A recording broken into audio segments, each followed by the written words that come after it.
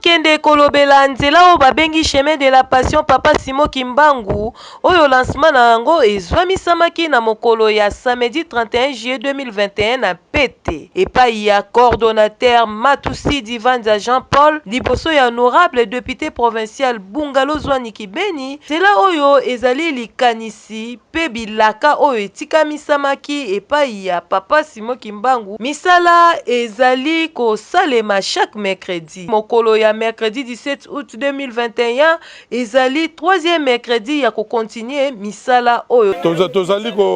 kobengisa pe bao baza bano kimbangisi parce que nzelo ezaka ba kimbangisi te eza pona biso nyonso pona mokili mobimba ya solo yambo ete salongo ebanda coordonnateur ya misala oyo nyonso na kombo ya Jean-Paul Vatusidi apesaki lolenge kani misala ekotambwisa tuka tuyantiki dingi mu 7h30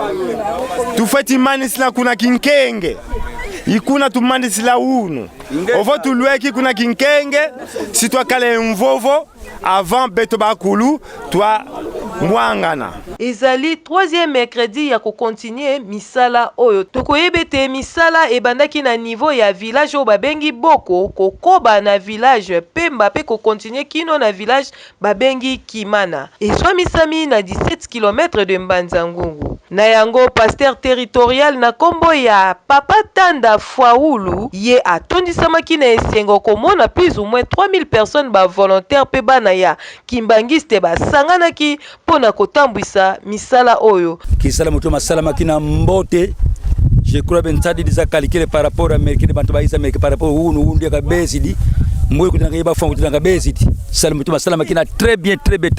lolenge kani tokoyeba na bamboka nyonso bazalaka diriger na bato oyo babengaka baduki nde na yango duki ya mboka Pemba apesaki matondo mingi na initiateur ya projet oyo pe atunaki motuna na coordonnateur Jean-Paul soki ba jeune ya village na yepe eske bakoki kosala misala oyo eske beto sitwa sala bekatu sala nanga mvutu za munza kele mononkatu siladia kio kivu mtu vane réponse nkatu kanti kinavo vovele diao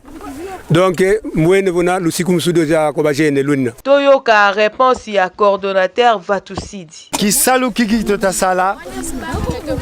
beto twena bonto bantumwa ye beto ye monongeta kuluogisa Maître Jean-Paul Vatusidi Divanza, président général, il y a 3 secteurs. tokoyebete nzela oyo babengi chemin de la passion Papa Simon Kimbangu ekobanda na mboka oyo babengi Kamba Jérusalem kino na Mbanza-Ngungu précisément na prison pe ekozwa 24 mètres de largeur